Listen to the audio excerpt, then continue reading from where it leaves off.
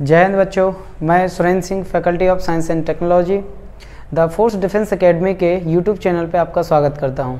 बच्चों, इससे पहले हमने जो बायोलॉजी का जो लेक्चर रिकॉर्ड किया था उसमें हम लोगों ने बताया था कि कार्बोहाइड्रेट क्या होता है, कार्बोहाइड्रेट के डिवीज़न क्या होते हैं, कार्बोहाइड्रेट हमारे शरीर में कितना होना चाहिए, कितनी शुगर होनी चाहिए, शुगर बढ़ने से घटने से क्या क्या साइड इफ़ेक्ट हो सकते हैं, ये सारी की सारी चीज़ें हमने पिछले लेक्चर में जाना था।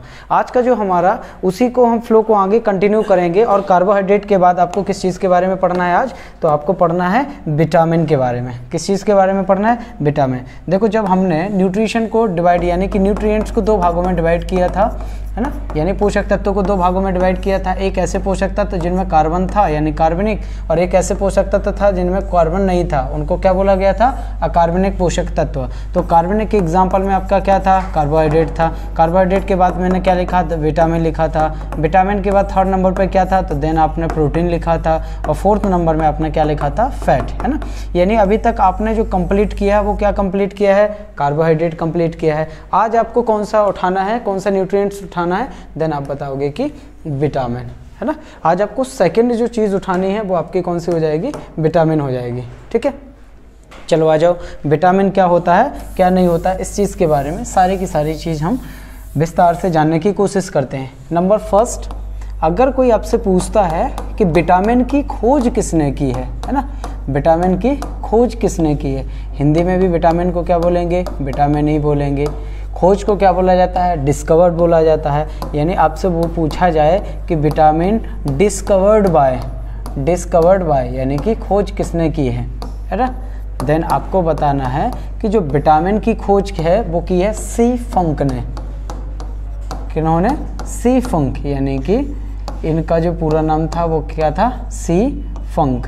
ठीक है, इन्होंने क्या की थी? विटामिन की खोज की थी। फिर इन्होंने बताया कि जो विटामिन होते हैं हमारे शरीर में बिल्कुल भी ऊर्जा नहीं देते। ये तो पहले भी मैंने बोला था कि हमेशा जो आपका विटामिन होता है ये कभी भी आपके शरीर में ऊर्जा प्रोवाइड नहीं करता है ना। ये क्या करता है? हमारे शरीर में इम्यूनिटी को बढ़ाता है। इम्यूनिटी मतलब आप इसको हिंदी में बोलोगे कि हमारे अंदर रोगों से लड़ने की क्षमता, रोगों से लड़ने की क्षमता। ठीक है, लड़ने की क्षमता को क्या करता है? ये बढ़ाता है। बढ़ाता है यानी आपके अंदर इम्यूनिटी पावर को डेवलप करने का काम किसका होता है? विटामिन का होता है। ऊर्जा आपके शरीर में वो देता नहीं है। ठीक है, देन आपको ये चीज़ बताना है कि हमारे शरीर में और ऐसे कितने तत्व या एलिमेंट या न्यूट्रिएंट्स हैं जो हमको ऊर्जा देते हैं। तो ऊर्जा आपका प्रोटीन दे रहा था, ऊर्जा आपका कार्बोहाइड्रेट दे रहा था, ऊर्जा आपका फैट दे रहा था। बाकी बची हुई चीज़ों हमें क्या करती हैं? इम्यूनिटी प्रोवाइड करती हैं, यानी कि रोगों से लड़ने की क्षमता देती हैं। देन आगे आओ, इन्होंने क्या किया? इन्होंने इस विटामिन को दो भागों में डिवाइड किया। इन्होंने मतलब फंक ने विटामिन को कितने भागों में डिवाइड किया? दो भागों में डिवाइड किया। और वो तो कौन कौन से पार्ट्स थे? तो आपने बोला कि एक ऐसे विटामिन थे जो पूरी तरीके से किस में डिसॉल्व हो रहे थे? फैट में। तो इनको बोला गया fat soluble vitamin, fat soluble vitamin, है ना। फैट सॉल्यूबल विटामिन यानी कि वसा में घुलनशील विटामिन, वसा में घुलनशील विटामिन, वसा में घुलनशील विटामिन। ठीक है, दूसरा कौन सा था? तो उन्होंने बोला कि दूसरे ऐसे विटामिन थे जो पूरी तरीके से किस में डिसॉल्व हो रहे थे। तो दूसरे जो थे वो पूरी तरीके से जिसमें डिसॉल्व हो रहे थे वो था वाटर, है ना। ऐसे विटामिन जो पूरी तरीके से किस में डिसॉल्व हो जाते थे? वाटर में। तो इनको बोला गया वाटर सॉल्यूबल विटामिन, यानी कि जल में घुलनशील विटामिन। कौन से? जल में घुलनशील। यानी हम बोल सकते हैं कि जो विटामिन होते हैं, विटामिन के कितने टाइप्स होते हैं? तो आप बोलना है कि 2 टाइप्स होते हैं। 2 टाइप्स में यानी एक ऐसे विटामिन जो पूरी तरीके से किस में घुल रहे थे? फैट में घुल रहे थे, यानी कि वसा में। तो हमने उनको हिंदी में क्या बोल दिया है? वसा में घुलनशील विटामिन।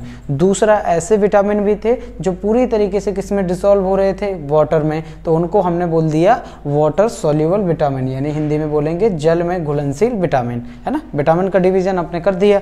लेकिन ऐसे कौन से विटामिन विटामिन हैं, कौन कौन से ऐसे इतने विटामिन हैं जो किस में घुल जाते हैं, फैट में। तो आप बताओगे कि 4 ऐसे विटामिन हैं जो पूरी तरीके से किस में डिसॉल्व हो जाते हैं, फैट में। कौन कौन से? Number first vitamin A, number second vitamin D, vitamin E और विटामिन के। ये 4 ऐसे विटामिन होते हैं जो किसके अंतर्गत आते हैं, फैट सॉल्युबल विटामिन के अंतर्गत आते हैं। फिर इसमें कौन कौन से विटामिन आते हैं जो जल में पूरी तरीके से डिसॉल्व हो जाएं, तो आप बताओगे इसमें 2 आते हैं, एक होता है सी और एक होता है बी। लेकिन इसके अलावा भी आप थोड़ा सा किसके बारे में पढ़ोगे, पी के बारे में भी इधर से आपको पढ़ना पड़ेगा। क्लियर है इतना? मतलब हम बोल सकते हैं कि फैट में ए, डी, ई और के 4 विटामिन सॉल्युबल होते हैं और वाटर में कितने, सी और बी, लेकिन कुछ मात्रा में आपको क्या पढ़ना पड़ेगा, पी। तो आगे आ जाओ। लेकिन उससे पहले, विटामिन पढ़ने से पहले कुछ चीज़ें ऐसी हैं जो आपसे लगातार पूछी जाएंगी कि कौन सा ऐसा विटामिन है जिसे एंटी कैंसर विटामिन कहा जाता है, कौन सा ऐसा विटामिन है जिसे ऑक्सीडेंट विटामिन कहा जाता है, यानी कि एंटीऑक्सीडेंट विटामिन कहा जाता है, कौन सा ऐसा विटामिन है जिसे एंटी इन्फेक्शन विटामिन के नाम से भी जाना जाता है। फिर आपसे पूछा जाएगा कि जो विटामिन होता है, जब बच्चे को वैक्सीनेशन किया जाता है, जिसको हम लोग जनरली भाषा में वैक्सीनेशन यानी कि टीकाकरण बोल देते हैं, उस टीकाकरण के दौरान आपके उस इंजेक्शन में कौन सा विटामिन मिलाया जाता है। जब बच्चों को टीकाकरण करवाते हैं ना, बच्चों को इंजेक्शन लगवाने जाते हैं, तब उसमें कौन सा विटामिन मिलाया जाता है और कितने ऐसे विटामिन हैं जो हमारा शरीर क्या करता है, प्रोड्यूस करता है, बनाता है ना। तो वो चीज़ भी आपको इसमें पढ़ना है। तो अपन क्या करेंगे, एक एक से पहले सारे के सारे विटामिन को क्लियर करते हैं। नंबर फर्स्ट आ जाता है विटामिन ए। पहले अपन फैट सॉल्युबल विटामिन को लेंगे, तो उसमें सबसे पहले कौन था, आपने बोला कि विटामिन ए था। कौन सा था, विटामिन ए। कौन सा था, विटामिन ए। इधर देखो, इधर मैंने बोला कि 4 एग्जाम्पल हैं, ए, डी, ई, के। तो सबसे पहले मैं फैट सॉल्युबल यानी वसा में घुलनशील वाले विटामिन को उठाता हूँ और उसमें कौन सा विटामिन लिया सबसे पहले, तो आपने बोला कि ए आ जाओ। तो ए का देखो आपसे पूछा जाएगा कि ए का केमिकल नेम क्या है ना। मतलब हर एक विटामिन का आपको क्या नाम रटा हुआ होना चाहिए, केमिकल नाम आपको याद होना चाहिए। केमिकल नेम, या जिसको हिंदी में बोला जाता है रासायनिक नाम। रासायनिक नाम, और रासायनिक नाम यदि होता है तो बिल्कुल इसका रासायनिक नाम होता है रेटिनॉल। कौन सा होता है, रेटिनॉल, है ना। अब रेटिनॉल का अगर रासायनिक नाम है तो इसमें एक वर्ड छुपा हुआ है। देखो, रेटिनॉल से आगे इसमें एक वर्ड छुपा हुआ है, रेटिना। कौन सा वर्ड छुपा हुआ है, रेटिना। रेटिना कहाँ का पार्ट होता है, तो आप बोलोगे जो रेटिना होता है वो हमारी आई का पार्ट होता है ना। आई पार्ट होता है, यानी आई ऑर्गन होता है, आँख का भाग होता है। तो एक चीज़ तो यहाँ से कंफर्म हो गई। कौन सी चीज़ कंफर्म हो गई, नंबर फर्स्ट ये चीज़ कंफर्म होगी कि जो रेटिना होता है वो किसका भाग है, आँख का भाग है। यानी जो आँख वाला जितने भी डिफिशियंसी होगी या आँख की बीमारियाँ होंगी वो आप किससे लेके चलते हो, आप चलते हो विटामिन ए को लेकर चलते हो। देन आगे आओ कि इसमें आपको पूछा जाता है कि विटामिन ए का कॉमन नेम क्या होता है। विटामिन ए का कॉमन नेम यदि आपसे पूछे कि कॉमन नेम क्या होता है, देन आपको बताना है विटामिन ए का कॉमन नेम होता है कैरोटीन। क्या होता है, कैरोटीन। कैरोटीन जो कहाँ पर पाया जाता है, जो पाया जाता है गाजर में। कहाँ पाया जाता है, गाजर में पाया जाता है। लेकिन एक चीज़ और थोड़ी सी आपको देखना पड़ेगी, क्या, वो ये कि जब हम गाजर खाते हैं, यानी जो सोर्स होते हैं किसके, विटामिन ए के सोर्स यानी कि स्रोत। कितने ऐसे स्रोत हैं, तो आपको सारे स्रोत, कुछ चीज़ें याद होंगी, कुछ चीज़ें नहीं होंगी, लेकिन कुछ ऐसे स्रोत होते हैं, कुछ ऐसे सोर्स होते हैं जो मोस्टली उसी विटामिन को डिनोट करते हैं। उन सारे के सारे सोर्स को अपन को क्या करना है, बहुत अच्छे से रीड आउट करना है। नंबर फर्स्ट आप बताओगे कि जो फोर्स होते हैं किसके, विटामिन ए के, उसमें नंबर पहले नंबर पे आता है गाजर, जिसको इंग्लिश में बोला जाता है कैरेट। क्या बोला जाता है, कैरेट। दूसरा जो बहुत अच्छा क्वेश्चन आपसे यहाँ से बन जाता है, गोल्डन राइस।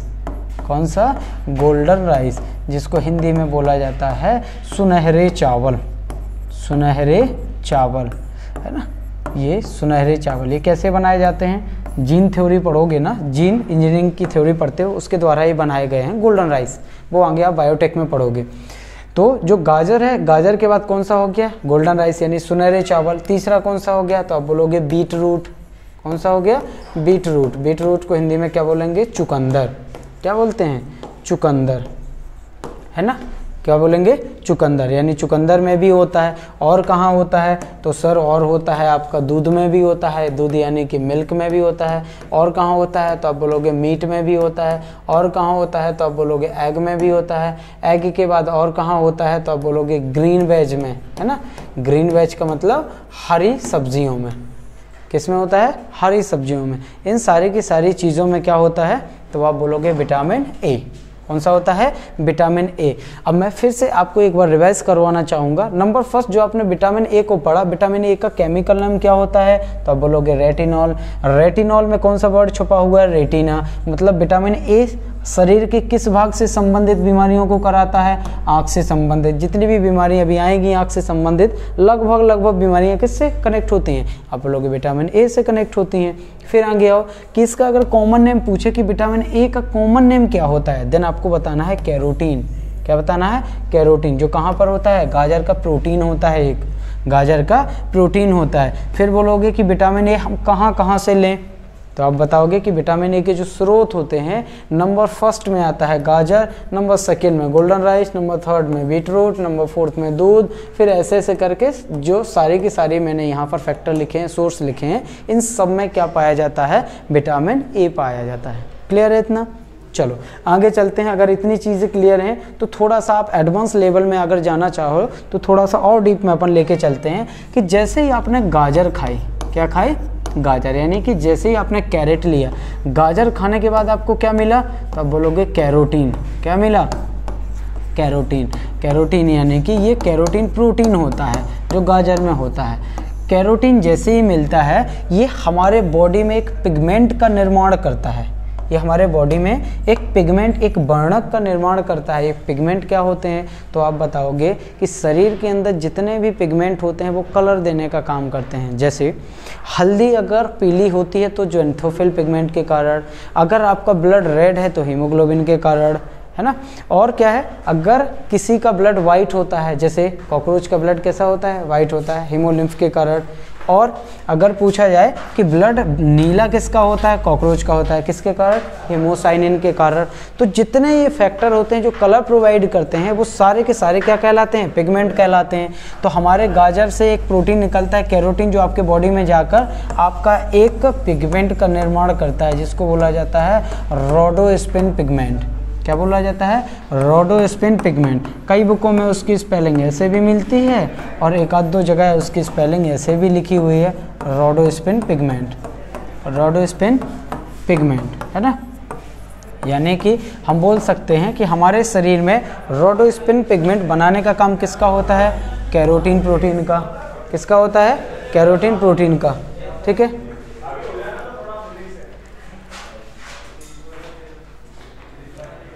देन आगे आओ। इसमें एक वर्ड छुपा हुआ है, इसमें देखो एक वर्ड छुपा हुआ है, कौन सा, रॉड। रॉड। और ये रॉड क्या होता है, ये रॉड सेल्स होती हैं जो कहाँ पर होती हैं, आँख में। कहाँ पर होती हैं, आँख में। मतलब ले दे के विटामिन ए कहाँ पहुँच रहा है, हमारे आँखों तक पहुँच रहा है। यानी कि जितना भी आँखों से संबंधित डिफिशियंसी होती हैं वो विटामिन ए की वजह से होती हैं। आगे आओ, कैसे होती हैं, देखो आपकी जो आँख होती है, यानी हमारी जो आई होती है, आँख, ये कितनी प्रकार की कोशिकाओं से मिलकर बनी है, दो। एक को बोला जाता है रॉड सेल, है ना, और एक को बोला जाता है कॉन सेल। इंग्लिश में अगर बोलना चाहो तो इसको बोला जाता है शलाका कोशिकाएं। क्या बोला जाता है, शलाका कोशिकाएं। और एक को बोला जाता है शंकु कोशिकाएं। क्या बोला जाता है, शंकु कोशिकाएं, है ना। अब ये आँख में दोनों कोशिकाएं करती क्या हैं, तो आप बताओगे इनमें जो दोनों कोशिकाएं ही अपना अलग अलग वर्क परफॉर्म कर देंगी। कौन कौन सा, तो जो शलाका कोशिकाएं हैं ये आपको वाइट और ब्लैक, ये दोनों लाइट दिखाने का काम कौन करेंगी, रॉड सेल। और ये क्या काम करती हैं, देखो सी मतलब कलर, सी मतलब कलर। तो यदि आप कलर देख पाते हो अपनी आंखों से तो किसके द्वारा, शंकु कोशिकाओं के द्वारा, है ना। और अगर रॉड सेल के द्वारा क्या देख पा रहे हो, व्हाइट और ब्लैक लाइट देख पा रहे हो। लेकिन सोचो कि इन दोनों सेल में अगर एक एक सेल की कमी होने लगे, जैसे इस साइड मैंने लिखा है क्या, शंकु कोशिकाएं, अगर ये शंकु कोशिकाओं की कमी हो जाए हमारी आंखों में तो हमें एक बीमारी हो जाती है जिसको कलर ब्लाइंडनेस कहा जाता है। क्यों, क्योंकि ये कोशिकाएं किसको दिखाने का काम कर रही थी, कलर को, और जब इसकी कमी हो जाती है हमको कलर दिखाई नहीं देता है। यानी कि हम 3 प्राइमरी जो कलर होते हैं उनको पहचानने में हमेशा दिक्कत होती है ना। दूसरा आ जाओ, अगर शलाका कोशिकाओं की कमी हो जाती है तो एक बीमारी होती है जिसे बोला जाता है नाइट ब्लाइंडनेस। क्या बोला जाता है, नाइट ब्लाइंडनेस कहा जाता है, जिसको हिंदी में बोलते हैं रतौंधी, रतौंधी, है ना। या तो ऐसे बोल दो कि रतौंधी किसके कारण होता है, विटामिन ए की कमी के कारण। विटामिन ए किससे मिलेगा, कैरोटीन से मिलेगा। कैरोटीन कौन बनाता है, रोडोस्पिन पिगमेंट। रोडोस्पिन पिगमेंट किसकी तरह वो काम करता है, बिहेव करता है, रॉड सेल की तरह बिहेव करता है। यानी कि अगर विटामिन ए आपने ज़्यादा लिया तो रॉड सेल भी ज़्यादा बनेगी, विटामिन ए कम लिया तो रॉड सेल भी कम बनेगी। तो चाहे रतौंधी को ये बोल दो कि विटामिन ए की वजह से रतौंधी होती है, और अगर ऐसे नहीं बोलना हो तो आप बोल दो कि रॉड सेल की अगर कमी हो जाए तब भी कौन सी बीमारी होती है, रतौंधी होती है। क्लियर है, यानी कि नाइट ब्लाइंडनेस होती है। इसका करेक्टर कैसे होते हैं, देन आप बताओगे कि इवनिंग के टाइम आपको धुंधलापन दिखाई देता है ना। इवनिंग यानी कि लगभग 5:30 बजे के बाद, इवनिंग के समय कैसा दिखाई देता है, धुंधलापन, धुंधलापन 5 से 7 के बीच में लगभग ऐसा बोला जाता है कि हमारी रतौंधी का जो टाइम पीरियड होता है लगभग 5 से 7 के बीच में होता है। ठीक है, चलो तो आगे यहाँ तक एक चीज़ और आपने देखी क्या, कि हमारे आँख में रेटिना है, रेटिना के साथ साथ कौन सी है, कोन्स और रेड सेल। आपने सोर्स भी देख लिए। अब आगे आ जाओ कि विटामिन ए को और क्या कहा जाता है ना। देखो विटामिन ए आपके लीवर में स्टोर होता है। कहाँ स्टोर होता है, लीवर, यानी कि यकृत में। कहाँ पर, यकृत में क्या होता है, स्टोर होता है, यकृत में स्टोर होता है। स्टोर यानी कि संग्रहित होता है, पहला पॉइंट। दूसरा, विटामिन ए को ही कहा जाता है, vitamin A is also known as anti infection vitamin, anti infection vitamin.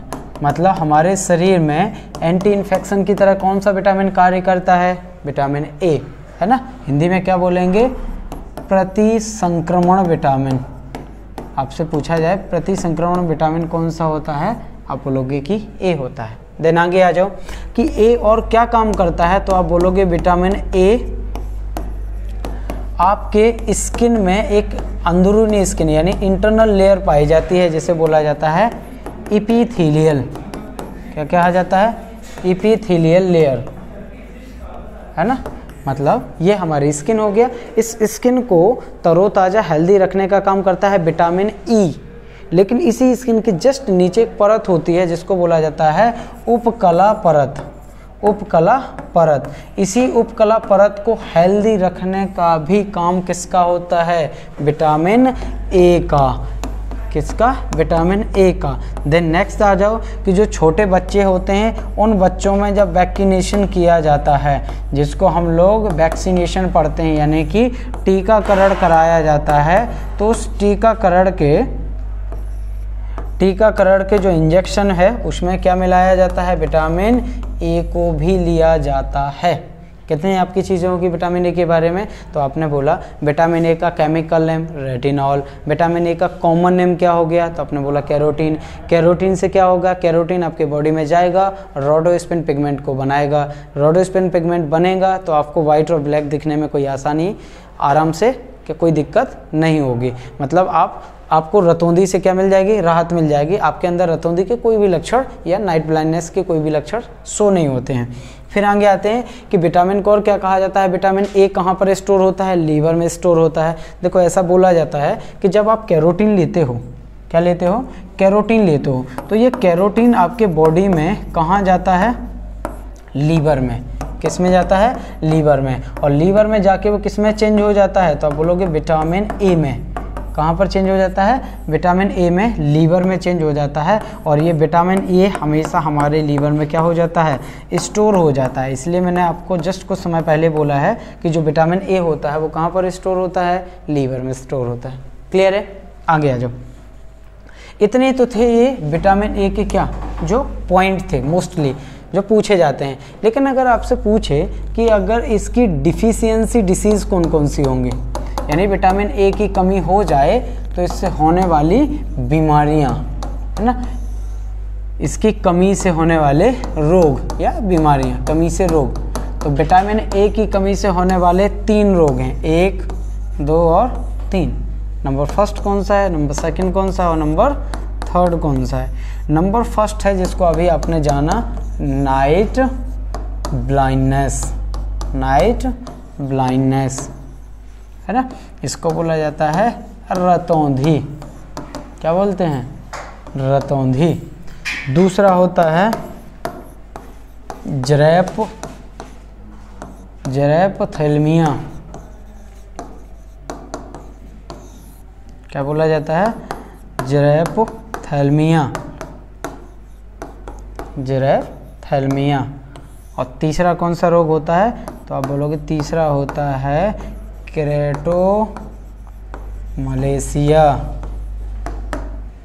कौन सा होता है? तो आप हिंदी में बोलोगे केरेटोमलेशिया। इसका कोई हिंदी नाम नहीं, आपको ऐसे ही लिखना पड़ेगा, ठीक है। एक कौन सा हो गया? नाइट ब्लाइंडनेस, दूसरा जरैप्थेल्मिया, और तीसरा कौन सा हो गया? तो आप बोलोगे केरेटोमलेशिया। देखो ये तीनों की तीनों बीमारियां कैसे परफॉर्म करेंगे। नंबर फर्स्ट जो नाइट ब्लाइंडनेस होता है, इसका टाइम पीरियड कितना होता है? ठीक है, तो इसका जो टाइम पीरियड होता है वो कितना होता है? 1 सेकेंड।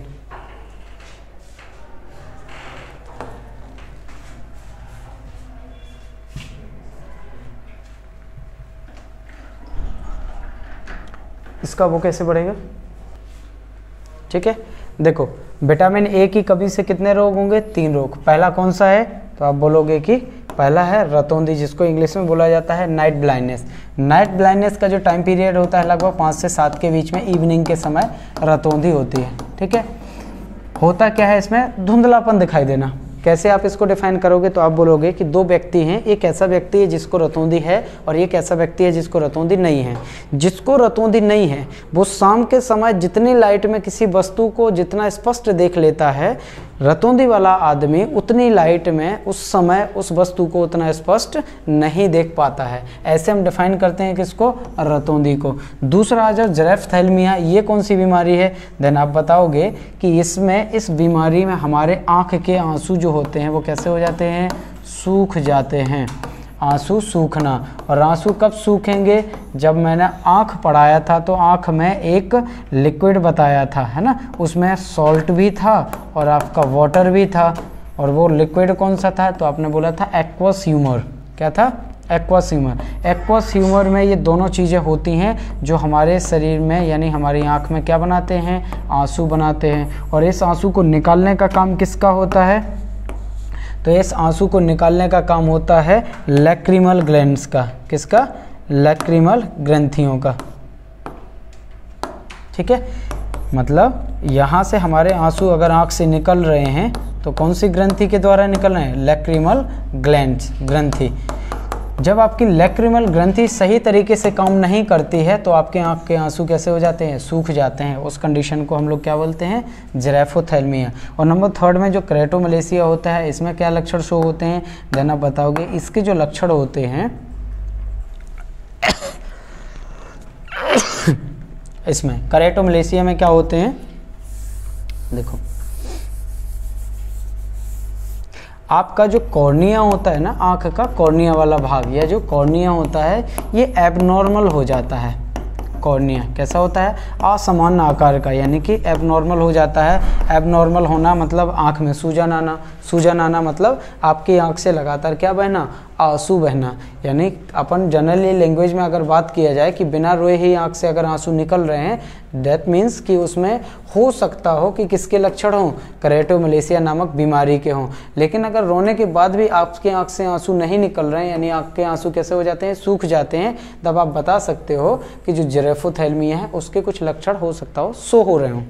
ठीक है, ये तीनों की तीन बीमारियां किससे संबंधित थी, तो आप बोलोगे आंख से। तो कभी क्वेश्चन पूछ ले कि नाइट ब्लाइंडनेस, जिरेफोथैल्मिया और केरेटोमलेशिया शरीर के किस ऑर्गन से संबंधित, यानी किस अंग से संबंधित बीमारियां हैं, तो आपको बताना है कि हमारे आंख से, यानी कि ह्यूमन आई से। ठीक है, चलो ये आपका कौन सा हो गया, विटामिन ए हो गया। अब आ जाते हैं किसमें, विटामिन डी में। विटामिन डी में क्यों आएंगे, देखो अब इससे पहले जब आपने क्लासिफिकेशन पढ़ा तो उसमें मैंने बताया था कि जितने भी फैट सॉल्युबल विटामिन होते हैं वो कौन कौन से होते हैं, ए, डी, ई और के। तो ए हमारा फिनिश हो गया, देन आपको किसके बारे में पढ़ना है, डी के बारे में पढ़ना है। ठीक है, आ जाओ डी के बारे में आ जाओ कि D, vitamin D, vitamin D के बारे में। ठीक है, विटामिन डी।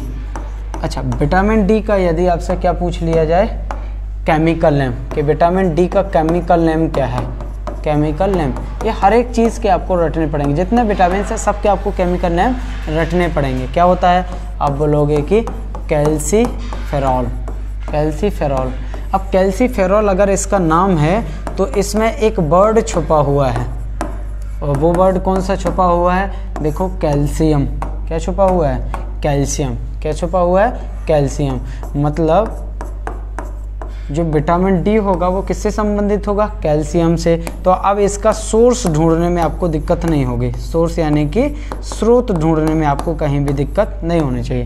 अब सबसे ज़्यादा कैल्शियम किस में होता है, आप बोलोगे कि दूध। कहाँ, दूध हो गया। ऊपर आ जाओ, एग सेल है ना, एग का जो वाइट पार्ट होता है उसमें भी क्या होती है, आपका कैल्शियम होता है। ठीक है, और भी इसके आगे अगर लिखना चाहो तो आप मीट भी लिख सकते हो, मीट में भी होता है। बहुत सारी चीज़ें, यानी कि एक्स्ट्रा जो मैंने दो चीज़ें लिखवाई हैं ये आप रटे रहना, एक दूध और एक एग सेल। कभी कभी ये लिखा आता है cod liver oil, cod liver oil.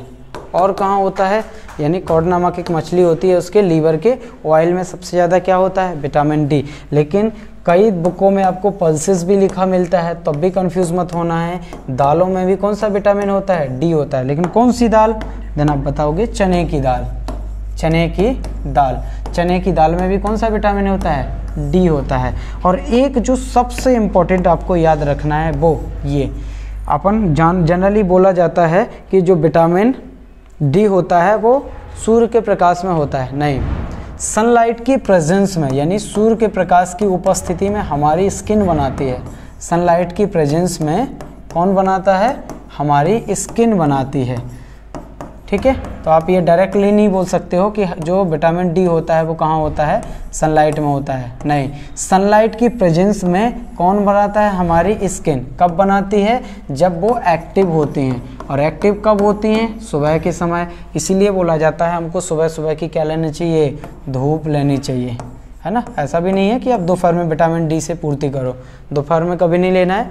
सुबह के समय ज़्यादा कोशिश करना है कि जो सुबह की धूप हो वो आप ले सको, उससे क्या होगा, विटामिन डी का निर्माण होता है। फिर आगे आओ कि विटामिन डी का निर्माण किससे होता है, सनलाइट की प्रेजेंस में होता है। इसीलिए इस विटामिन को एक और अच्छा नाम दिया जाता है। इस विटामिन का अदर नेम होता है जो आपको हमेशा याद रखना है ना। तो आप बोलोगे कि ऑल्सो नोन एज, इसको और कहा जाता है सनशाइन विटामिन। विटामिन डी को और किस नाम से जाना जाता है, सनशाइन विटामिन, सनशाइन विटामिन। ठीक है, सनशाइन विटामिन। फिर इसके अलावा और क्या पॉइंट आपको याद रखना है, तो इसके अलावा आपको एक और पॉइंट याद रखना है, वो कौन सा है, तो आप बताओगे कि शरीर में सबसे जल्दी बनने वाला विटामिन, सबसे जल्दी बनने वाला विटामिन, बनने वाला विटामिन कौन सा होता है, तब भी आपको बताना है कि विटामिन डी। कौन सा बताना है, विटामिन डी।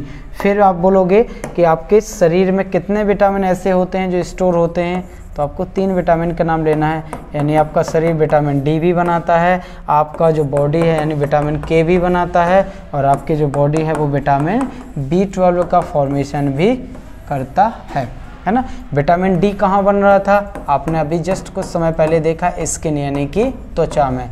लेकिन विटामिन के और विटामिन B12 कहाँ बनता है, ये दोनों के दोनों बनते हैं लार्ज इंटेस्टाइन में। लार्ज इंटेस्टाइन, या जिसको हिंदी में बोला जाता है बड़ी आंत। क्या बोला जाता है, बड़ी आंत। और बड़ी आंत में इन दोनों के दोनों विटामिन को बनाने का काम किसका होता है, ई कोलाई बैक्टीरिया का। किसका होता है, ई कोलाई बैक्टीरिया का। और हमारे और ई कोलाई बैक्टीरिया के बीच में जो एक रिलेशन होता है उसे बोला जाता है सिम्बायोटिक रिलेशन, यानी कि सहजीवी संबंध। यानी आप बोल सकते हो कि जो बैक्टीरिया होता है वो हमारे बड़ी आंत में रहता है। बड़ी आंत में क्या करता है, वो वेस्ट मटेरियल को खाकर किसका प्रोड्यूस करता है, विटामिन के और विटामिन B12 का। और विटामिन डी कौन बना रहा था, स्किन बना रही थी। लेकिन ये तीनों जाके विटामिन सेव कहाँ होते हैं, स्टोर कहाँ होते हैं, तब आपको बोलना है कि लीवर में। एक और विटामिन लीवर में स्टोर हो रहा था, अभी आपने पढ़ा ए। यानी आपके शरीर में कितने विटामिन स्टोर हैं, 4, ए, डी, विटामिन के और विटामिन B12। इसीलिए लीवर को कहा जाता है store room of human body. Store room, या इसी को ही रिजर्व रूम भी कहा जाता है ना। हमारे शरीर का रिजर्व रूम या स्टोर रूम किसको बोलेंगे, लीवर को। अब लीवर भी बड़ा होगा तब तो सारी चीज़ों को क्या कर पाता है, स्टोर कर पाता है। तो आपने पढ़ा होगा बुकों में कि शरीर की सबसे बड़ी ग्रंथि भी कौन सी होती है, लीवर ही होती है। ठीक है, इतनी सारी चीज़ें आपने किसके बारे में पढ़ी, विटामिन डी के बारे में। लेकिन आपसे पूछ लिया जाए कि विटामिन डी की कमी से होने वाले रोग कितने हैं, देन आपको 3 बताना है ना। कितने रोग होते हैं, 3 रोग होते हैं। कौन कौन से 3 रोग हैं, आ जाओ। पहले तो विटामिन डी का क्लासिफिकेशन देख लो, थोड़ा सा क्लासिफाइड भी किया जाता है D2 और D3 में, है ना। तो जो D3 होता है, D2 होता है, उसको बोला जाता है एर्गो कैल्सीफेरॉल। एर्गो कैल्सीफेरॉल, है ना। और जो D3 हो जाता है, इसका केमिकल नेम होता है कॉले कैल्सीफेरॉल। कैल्सीफेरॉल, ठीक है। ये दोनों किसके रासायनिक नाम है, D2 के और D3 के। ये दोनों के दोनों मिलकर आपके हड्डियों को क्या करते हैं, स्ट्रॉन्ग बनाते हैं। अपने बोन्स को क्या बनाते हैं, स्ट्रॉन्ग। यानी हमारी हड्डियों को मजबूती देने का काम किसका होता है, D2 और D3 का। जब ये दोनों मिलते हैं तब हमारी बोन्स कैसी हो जाती है, मजबूत होती है। अब आ जाओ इनकी बीमारियों के बारे में।